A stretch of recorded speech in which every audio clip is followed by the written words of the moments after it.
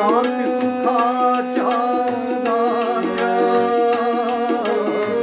शांती सुखाच्या दात्या, शांती सुखाच्या दात्या,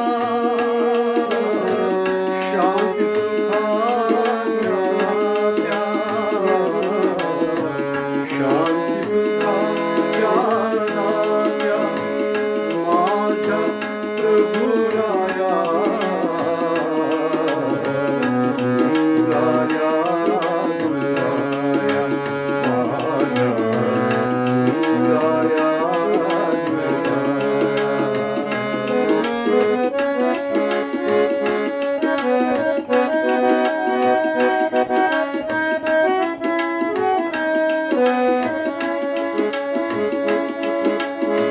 सदया येशू ख्रिस्ता, सदया येशू ख्रिस्ता, सदया येशू ख्रिस्ता, सदया येशू ख्रिस्ता, सदया येशू ख्रिस्ता, माझ्या प्रभुराया, राया माझ्या राया पतित जनांच्या दात्या, पतित जनांच्या दात्या, माझ्या प्रभुराया, राया माझ्या राया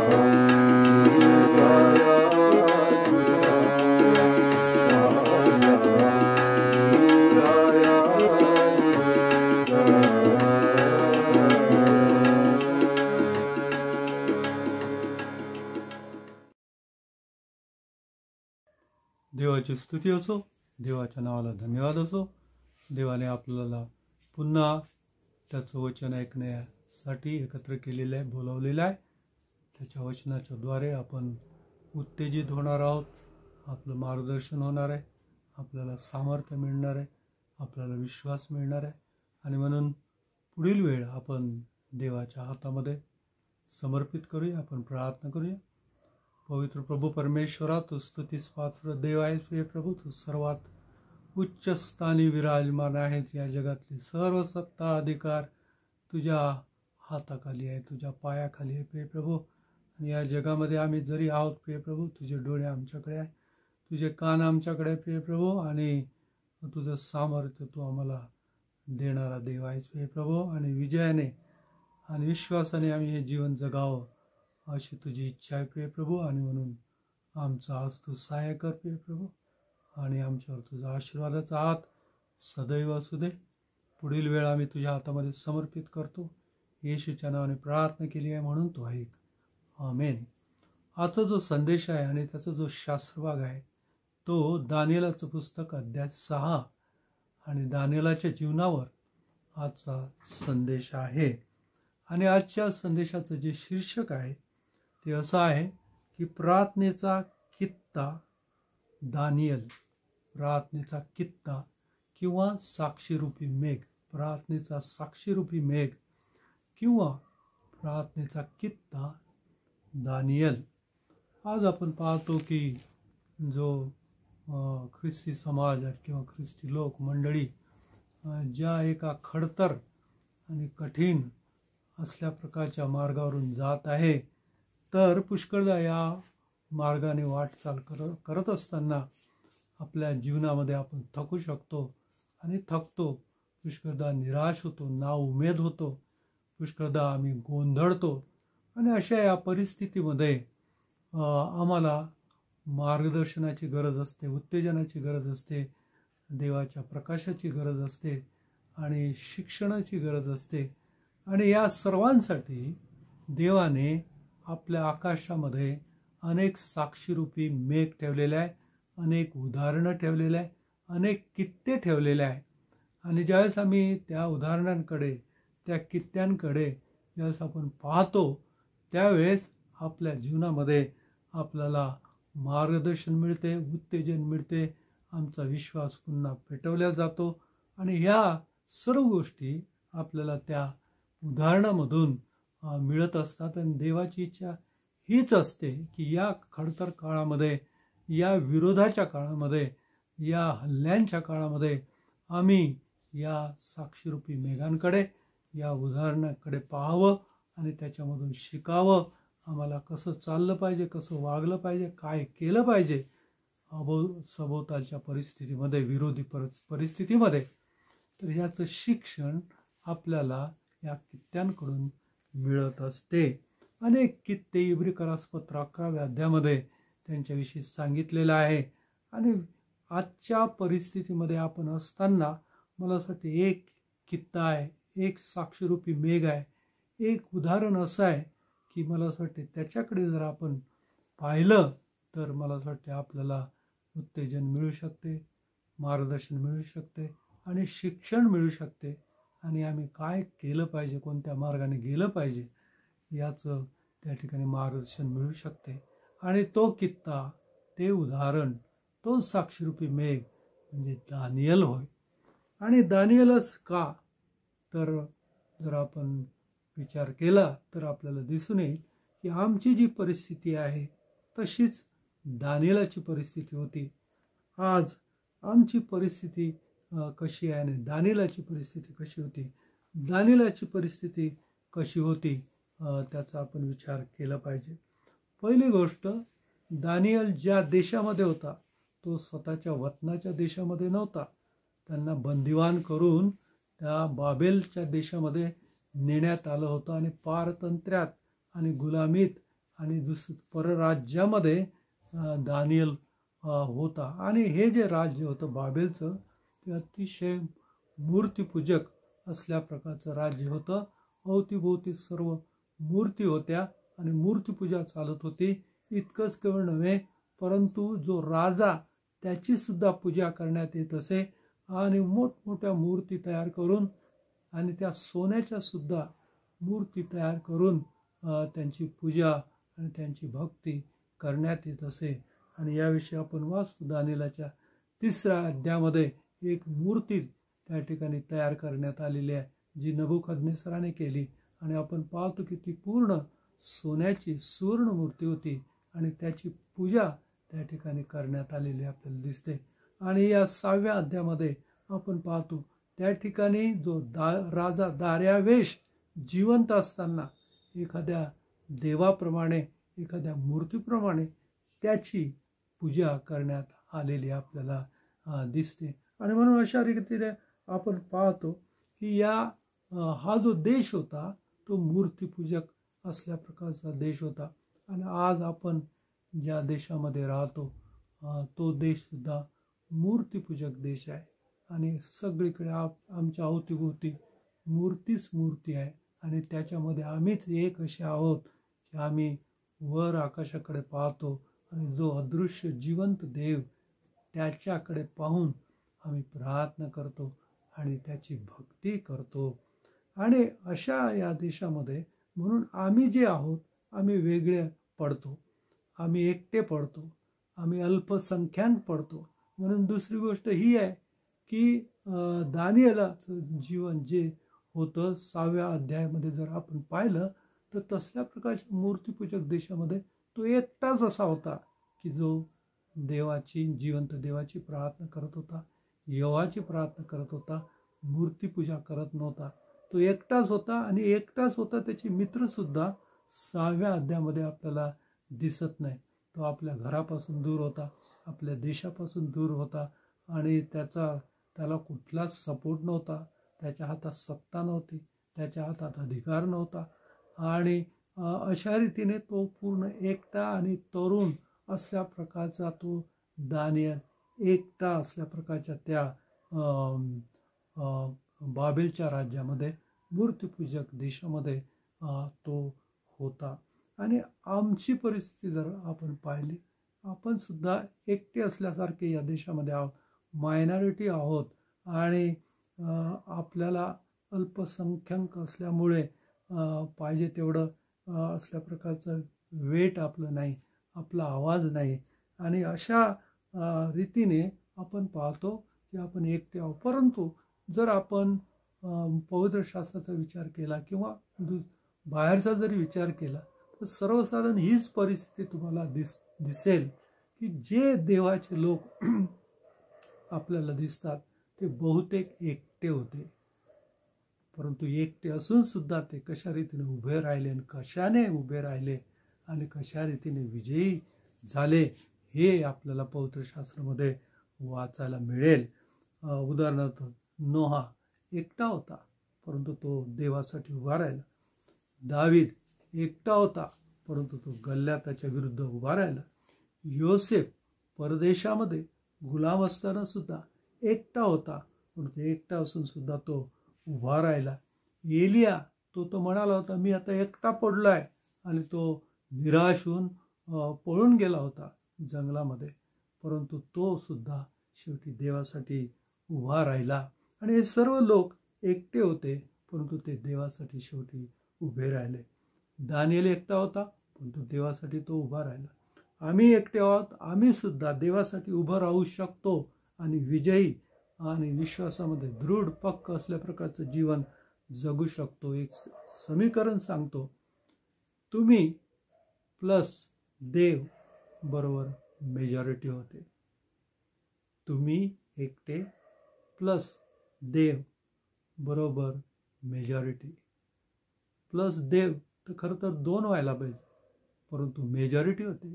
कारण सत्ता, अधिकार, सामर्थ्य हे देवाचं आहे. एका बाजूला जग घ्या आणि दुसऱ्या बाजूला देव आहे, कारण तो या संपूर्ण सृष्टीचा मालक आहे, चालक आहे, निर्माणकर्ता आहे. आणि म्हणून ज्यावेळेस तो देव आमच्या संगती येतो त्यावेळेस आमची मेजॉरिटी असते, कारण त्याची सत्ता जी आहे ती अमर्याद असल्या प्रकारची आहे, त्याचं सामर्थ्य हे अमर्याद असल्या प्रकारचं आहे.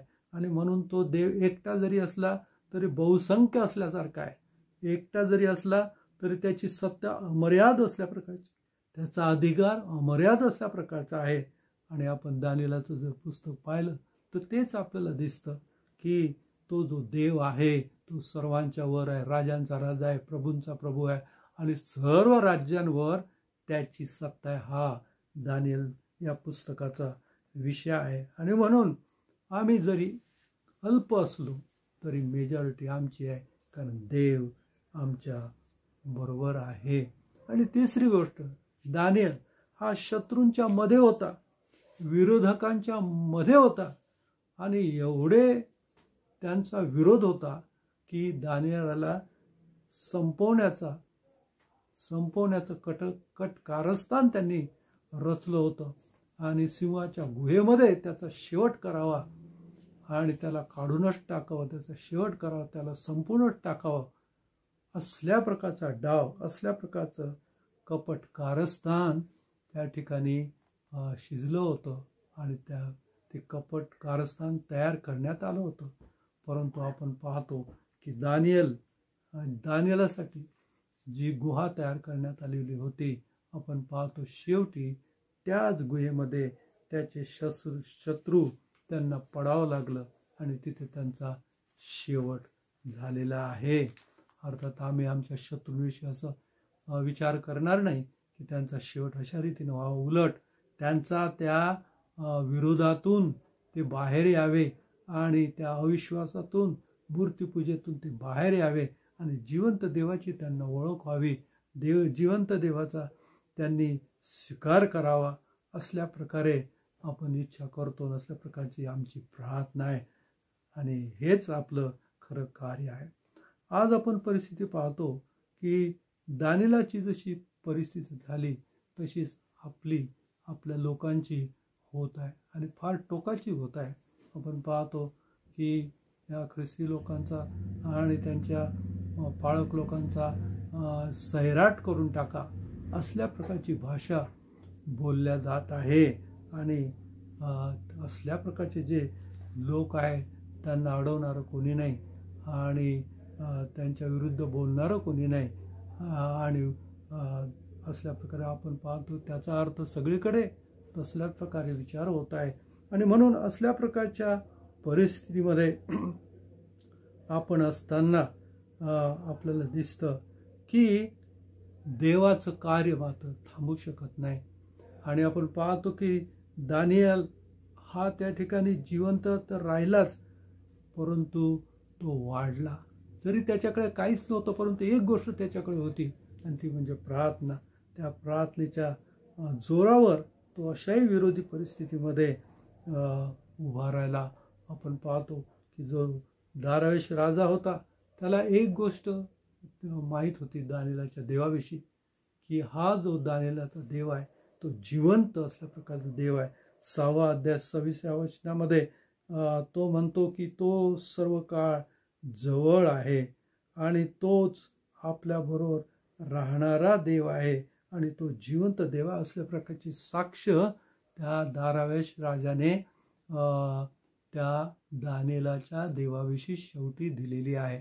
आणखी तो दारावेश राजा म्हणतो की त्याचे राज्य म्हणजे देवाचे राज्य, दानिएलाच्या देवाचे राज्य अविनाशी आहे आणि त्याचे प्रभुत्व अनंत असल्या प्रकारचे आहे. हे कोण म्हणत आहे या ठिकाणी? एक राजा, एक बलाढ्य जे राष्ट्र होतं बाबेल, त्याचा राजा जो दारावेश, तो हे म्हणत आहे.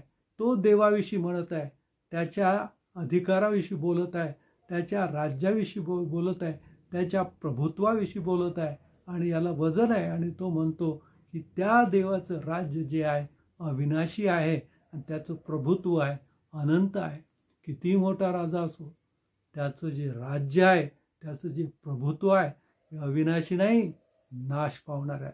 मोठमोठे राजे आले आणि ते निघून गेले, त्यांचा शेवट झाला, ते लयास गेले. परंतु हा जो देव आहे त्याचं प्रभुत्व मात्र अनंत आहे, अविनाशी असल्या प्रकारचा आहे. आणि हे शब्द मला असं वाटते फार वजनदार असल्या प्रकारचे आहे, कारण ते एका बलाढ्य असल्या प्रकारच्या राजा खाली आहे, राजाचे आहे. आपण पाहतो की या देशामध्ये आपण पाहतो असल्याच प्रकारची परिस्थिती आहे. आणि दानिएलाची सुद्धा तसल्याच प्रकारची परिस्थिती होती. विशेष म्हणजे दारावेश राजा जो होता त्याला दानिएलाच्या देवाविषयी हे चांगलं माहीत होतं की तो जिवंत देव आहे आणि खरं प्रभुत्व त्याचंच आहे आणि अविनाशी तोच आहे.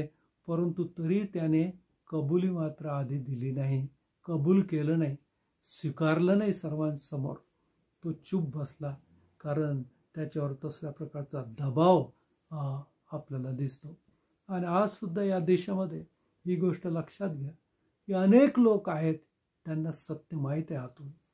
त्यांना हे माहीत आहे की हा येशू जो आहे तो जिवंत देव आहे, तोच तारणारा आहे आणि तोच या जगाचा निर्माण करता आहे, हे आतून त्यांना माहीत आहे.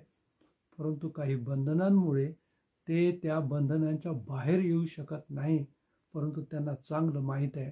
उदाहरणार्थ एक मोठा स्टार तो एका सभेत उभा राहिला आणि त्याने सांगितलं, या जगाची जी उत्पत्ती झालेली आहे तर हे जग निर्माण करणारा कोणीतरी आहे आणि ज्याने हे जग निर्माण केलं तोच देव आहे. आणि कोणी हे जग निर्माण केलं तर त्याने सांगितलं येशूने, आणि म्हणून येशू हा देव आहे. त्याला माहीत होतं, परंतु त्याने येशूचा स्वीकार मात्र अजून केलेला नाही. हे सत्य लोकांना माहीत आहे, परंतु त्यांनी ते कबूल करत नाही. परंतु शेवटी या दारावेशाने ते कबूल केलं. एवढा मोठा राजा असून आणि त्याची प्रजा एवढी मोठी असून, एवढ्या मोठ्या त्या मूर्तीपूजेमध्ये ते अडकलेले असून सुद्धा एक वेळ अशी आली की त्यांनी कबूल केलं की हाच खरा जिवंत देव आहे. कशामुळे? जे कार्य त्यांनी पाहिलं, जे कार्य त्याने पाहिलं की त्या देवाने कशा रीतीने सिंहाची तोंडे बंद केली, कशा रीतीने त्या दानिएलाला त्या सिंहाच्या तोंडातून वाचवलं, त्याच्या पंजातून वाचवलं, कशा रीतीने देवाचा देवदूत त्या गुहेमध्ये उतरला, त्या सिंहाच्या त्या ठिकाणी उतरला आणि त्या देवदूताने कशा रीतीने सिंहाची तोंडे बंद केली. हा जो अद्भुत असल्या प्रकारचा प्रसंग होता, हा जो अद्भुत असल्या प्रकारचा चमत्कार होता, तो ज्यावेळेस त्यांनी पाहिला, हे जे देवाचं सामर्थ्य ज्यावेळेस त्यांनी पाहिलं, त्यावेळेस त्यांच्या जीवनामध्ये फार मोठं परिवर्तन झालं. आणि केवळ राजा नव्हे, पण तो संपूर्ण देश त्या जिवंत देवाच्या समोर त्याने नमन केलं, त्याचा त्याने स्वीकार असल्या प्रकारचा केलेला आहे. आणि हे जे मोठं कार्य असल्या प्रकारच्या एका परत देशामध्ये, मूर्तिपूजक देशामध्ये, बलाढ्य देशामध्ये, कर्मठ देशामध्ये हे जे मोठं कार्य झालं, त्याच्या पाठीमागं जर कुठलं कारण आपल्याला दिसत असेल तर ते हे आहे की दानिएलाची प्रार्थना. ज्यावेळेस त्याच्यावर संकट आलं दानिएल, त्यावेळेस त्याने काय केलं? त्याने दुसरं तिसरं काही केलं नाही. अनेक गोष्टी तो करू शकला असता. तो राजाकडे त्याने धाव घेतली असती, त्याचे जे वैरी होते त्यांच्याकडे त्याने धाव घेतली असती, किंवा पळून गेला असता, किंवा आणखी काही केलं असतं. परंतु ज्यावेळेस त्याला कळलं की असल्या प्रकारचा ठराव झालेला आहे की जो त्याच्या विरुद्ध आहे, त्याचा जीव धोक्यात आहे, सिंहाच्या गुहेमध्ये त्याचा शेवट होणार आहे, त्यावेळेस तो सरळ गेला आपल्या खोलीमध्ये आणि त्याने काय केलं तर प्रार्थना केली.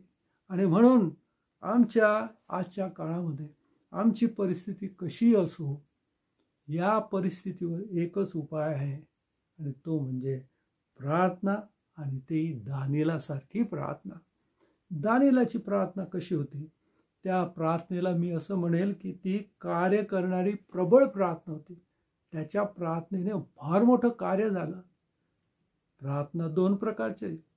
एक प्रार्थना ती जी कार्य करत नाही, जिच्याकडून कार्य होत नाही. आणि दुसरी प्रार्थना ही की जी कार्य करते आणि कार्य करण्यासाठी प्रबळ असते. हे जे शब्द आहे ते याकोबाच्या पुस्तकामध्ये 5 अध्याय 16 वचनामध्ये प्रार्थनेसंबंधाने आलेलं आहे. ही अशी प्रार्थना असते की जिच्याद्वारे फार महान असल्या प्रकारचं कार्य घडत असते, मोठे चमत्कार होत असतात. आणि मला वाटते दानिएलाची प्रार्थना ही असल्याच प्रकारची कार्य करणारी आणि प्रबळ प्रार्थना होती. आता त्याची प्रार्थना प्रबळ का झाली? काय त्याच्या प्रार्थनेचं वैशिष्ट्य होतं? मला असं वाटते त्याची प्रार्थना ही निरंतर प्रार्थना होती. असल्या प्रकारे निरंतर हा शब्द तिथे आलेला नाही. त्या ठिकाणी हा शब्द आलेला आहे की तो नित्य नियमाने दिवसातून 3दा प्रार्थना करत असे. आता दिवसातून 3दा प्रार्थना करणं म्हणजे निरंतर प्रार्थना करणं. कारण इतर वेळ आमच्या मानवी जीवनामध्ये कामसुद्धा आहे, आम्हाला काम केलंच पाहिजे.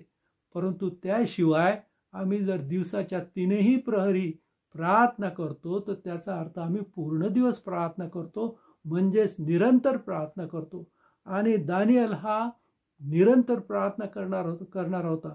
म्हणजे ज्यावेळेस त्याच्या जीवनामध्ये संकट नव्हतं त्यावेळेस सुद्धा तो प्रार्थना करत होता, आणि ज्यावेळेस संकट आलं त्यावेळेस सुद्धा त्याने प्रार्थना केली. प्रार्थना मात्र त्याची कधीच थांबली नाही.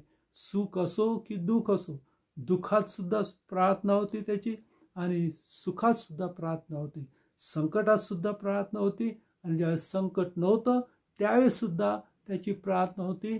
त्याचा नित्यक्रम होता हा त्याचा कधी बदललेला आपल्याला दिसत नाही. आणि म्हणून त्याच्या प्रार्थनेला आपण निरंतर प्रार्थना असल्या प्रकारे म्हणू शकतो. आणि नवीन करारामध्ये प्रार्थना कशी करायची असं सांगितलेलं आहे, निरंतर प्रार्थना करा. पुष्कळदा आपण पाहतो की असल्या प्रकारची प्रार्थना आपली राहत नाही. परंतु ज्यावेळेस आम्ही निरंतर प्रार्थना करतो दानिएलासारखी, त्यावेळेस ज्यावेळेस आम्ही प्रार्थना करतो निरंतर, त्यावेळेस देव आमच्या संगती निरंतर असतो. त्यावेळेस आमचं जे घर होतं ते प्रार्थनेचं घर बनतं. दानिएलाचं घर, त्याच्याकडे ते पैशाचं घर किंवा सत्तेचं घर किंवा सामानाचं, मोठमोठ्या किमती सामानाचं घर, मोठमोठ्या कपड्याचं घर किंवा मोठमोठे दागिन्यांचं घर, सोन्या नाण्याचं घर, असं त्याचं घर नव्हतं. पण त्याच्या घराला आपण काय म्हणू शकतो? प्रार्थनेचं घर. आणि ज्या ठिकाणी प्रार्थना असते, ज्या घरामध्ये प्रार्थना असते, जी प्रार्थना निरंतर असते, त्या घरामध्ये देव आमच्या संगती असतो आणि तो ज्यावेळेस असतो त्यावेळेस तो कार्य करतो. तोच जर नसेल तर मग तो कार्य कसा करणार. परंतु दानिएलच्या जीवनामध्ये, त्याच्या घरामध्ये, त्याच्या जीवनामध्ये तो देव होता आणि म्हणून त्याने कार्य केलं. पुष्कळदा आपली प्रार्थना निरंतर नसते, पण तुकड्या तुकड्यांची असते. ज्यावेळेस संकट येतं त्यावेळेस आमची प्रार्थना येते, ज्यावेळेस संकट जातं त्यावेळेस आमची प्रार्थना जाते. आणि ज्यावेळेस निरंतर प्रार्थना असते त्याच ठिकाणी देव असतो. ज्यावेळेस ती तुकड्यांची प्रार्थना असते त्यावेळेस देव तिथून निघून जातो, सैतान आमच्या जीवनामध्ये येतो आणि सैतान आमच्या जीवनामध्ये कार्य करतो. सैतान बाहेर नाही, आमच्या जीवनामध्ये ते जीवनामध्ये कार्य करतो. मंडळीमध्ये जर प्रार्थना नाही, निरंतर प्रार्थना नाही, तर सैतानाचा प्रवेश त्या ठिकाणी होईल. सैतान कार्य करेल, त्या मंडळीचे तुकडे होतील. त्या मंडळीमध्ये शांती राहणार नाही, त्या मंडळीमध्ये सेवा राहणार नाही, त्या मंडळीची वाढ होणार नाही. कारण तिथे सैतानाचं कार्य आहे, देवाचं कार्य नाही. याला कारण निरंतर प्रार्थना त्या ठिकाणी नाही. निरंतर प्रार्थना हे त्या दानिएलच्या जीवनाचा एक आदर्श आमच्या समोर ठेवलेला आहे. दानिएल तो जो प्रार्थना करणारा होता, निरंतर प्रार्थना करणारा होता आणि म्हणून त्याचं जीवन, त्याच्या जीवनामध्ये असल्या प्रकारचे महान चमत्कार झाले, असल्या प्रकारचे सिंहाचे तोंड बंद झाले, विरोधकांचे तोंड सुद्धा बंद झाले आणि अद्भुत असल्या प्रकारचा चमत्कार आपण त्याच्या जीवनामध्ये पाहतो. आज आपण पाहतो आपला हा काळ हा शेवटला काळ आहे. शेवटला काळ हा सैतानाचा काळ आहे. शेवटला काळ हा संकटाचा काळ आहे आणि हा सैतानाचा काळ आहे. सैतान या काळात अतिशय आक्रमक झालेला आहे. तो त्याच्या लोकांना, विश्वासणाऱ्यांना वर हल्ले करून त्यांना निराश करत आहे, त्यांना पाडण्याचा प्रयत्न करत आहे, त्यांना देवापासून दूर नेण्याचा प्रयत्न करत आहे, त्यांच्या विश्वासावर हल्ले करत आहे, त्यांच्या ऐक्यावर हल्ले करत आहे आणि तो आक्रमक असल्या प्रकारचा झाला आहे. हा जो सिंह आहे तो चवताळलेला आहे आणि तो गिळून टाकायला फिरत आहे. हा जो साप आहे तो फुटकार टाकत आहे. हा जो चोर आहे तो चोरी करण्याचा प्रयत्न करत आहे. हा सैतान, हा आक्रमक या काळामध्ये झालेला आहे आणि त्याला जर आमच्या जीवनामधून पराभूत करायचं असेल तर आम्हाला प्रार्थना हेच एक हत्यार आहे. प्रार्थना हेच एक साधन आहे जे देवाने आम्हाला दिलेलं आहे. आणि ज्यावेळेस आम्ही ते आमच्या हातात घेतो, हे साधन, हे हत्यार, त्यावेळेस सैतान आमच्या जीवनातून निघून जातो. त्याच्यावर आम्ही मात करू शकतो, त्याच्यावर आम्ही विजय प्राप्त करू शकतो. या काळामध्ये मला असं वाटते आम्हाला एकच गोष्ट त्या दानिएलासारखी करायची आणि ती म्हणजे प्रार्थना. देवाने आम्हाला एक प्रकारची प्रार्थनेची किल्ली आमच्या हातात दिलेली आहे. देवाला माहीत आहे की देवाचे लोक म्हणून आमचा विरोध होईल, आमचा छळ होईल, आमच्या विरुद्ध असल्या प्रकारे हा सैतान आक्रमण करेल, हल्ले करेल. परंतु आम्हाला त्याने एकटं सोडलेलं नाही. आमच्या हातात एक शस्त्र दिलेले, एक किल्ली दिलेली आहे आणि ती म्हणजे प्रार्थनेची किल्ली, प्रार्थनेचं शस्त्र. हे शस्त्र घेऊन आम्ही उभं राहू शकतो, ही किल्ली घेऊन आम्ही उभं राहू शकतो. आणि ज्यावेळेस आम्ही निरंतर प्रार्थना करतो सैतान आम्हाला स्पर्श सुद्धा करू शकत नाही. कारण सैतान हा हारलेला आहे, सैतान हा अशक्त आहे, सैतान हा पळून जाणार आहे. पुष्कळदा सैतान आपलं शक्ती प्रदर्शन करतो, खूप शो करतो, खूप दिखावा करतो आपल्या सामर्थ्याचा आणि तो स्वतःला फुगून दाखवतो, मोठं करून दाखवतो. परंतु तो बेडकासारखा असतो. आपल्याला त्या बेडूक हे डबक्यामध्ये असते आणि पुष्कळ ते स्वतःला फुगवते आणि मी किती मोठा आहे हे ते दाखवत असते. परंतु केव्हा ते फुगवते, ज्यावेळेस ते भीते त्यावेळेस ते फुगून दाखवते स्वतःला. सैतान हा घाबरतो तुम्हाला आणि मला. कारण जर आम्ही प्रार्थना करतो, जर तो देव आमच्या संगती आहे तर सैतान आम्हाला स्पर्शही करू शकत नाही, आम्हाला थांबू शकत नाही, सुवार्तेला बंद करू शकत नाही, चर्चेसला पाडू शकत नाही, देवाचं काम बंद होऊ शकत नाही, देवाचं काम सुरूच राहणार. कितीही भयंकर विरोध असो, किती अडथळे असो, देवाचं गौरव मात्र झाल्याशिवाय राहणार नाही, देवाची स्तुती झाल्याशिवाय राहणार नाही. दानिएलाच्या जीवनाच्या द्वारे आपण पाहतो की देवाचं महान गौरव झालं. देवाचा स्वीकार संपूर्ण जनतेने केला आणि राजा सुद्धा वाकला, राजाने सुद्धा नमन केलं. एवढं मोठं कार्य त्या दानिएलाकडून झालं. याला एकच कारण आहे, त्याची प्रार्थना जी निरंतर होती. आम्हाला निरंतर असल्या प्रकारची प्रार्थना करणारे असं व्हायचं आहे. दानिएलाची ही ओळख होती की तो प्रार्थना करणार होता. त्याच्या शत्रूंना सुद्धा माहीत होतं की हा प्रार्थना करणार आहे. आणि पुढे त्यांना हे कळलं की हा प्रार्थना करतो कारण यांचा देव प्रार्थना ऐकणारा देव आहे. कारण आमचा देव हा जिवंत देव आहे. आणि म्हणून त्या जिवंत देवाच्या जवळ आपण निरंतर प्रार्थना करणारे असल्या प्रकारचे असूया. म्हणजे आपल्या जीवनामध्ये कुठल्याही परिस्थितीमध्ये आम्ही विजयी असल्या प्रकारचे उभं राहू शकू आणि देवाचं महान गौरव आपल्या जीवनाकडून झाल्याशिवाय राहणार नाही. देव आपणास आशीर्वाद देव. हालेलुया.